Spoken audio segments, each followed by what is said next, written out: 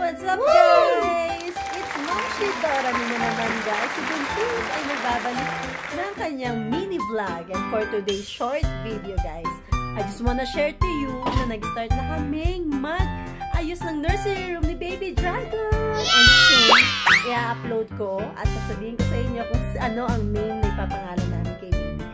So, pasensya na kayo, guys. Ganito lang ang outfit natin pag nandito tayo sa loob ng bahay. Sobrang, naging masaya na ng pagbubuntis ni Buntis. Pero I'm good and feeling better now talaga. So, ito na nga palang update ng ating baby bump. Ayun, guys. Tara, samahan nyo kami, guys. Tara, samahan nyo ko kung ano nang update sa ginagawa ni Habi. Ayan. Nakikita nyo ba yung kortinang pula na yan? Siyempre, tatanggalin din natin yun, guys. Hindi siya ugma sa magiging room decor ni Baby. Hi, husband! Char.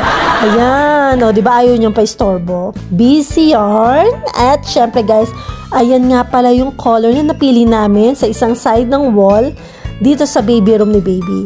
Ayan. At syempre, kailangan talagang i-secure din ni Baby bawat gilid, bawat sa mga sulok na hindi lalagpas at malalagyan ng pintura. O, diba? Ganyan siya ka-OC, guys. At syempre, dahil sa DIY nga ito, siya mismo nagsabi na hindi natin kailangan kumuha ng mga painter or what. Madali lang yan at mas gusto daw niya, prefer niya na siya mismo nag-aasikaso, diba?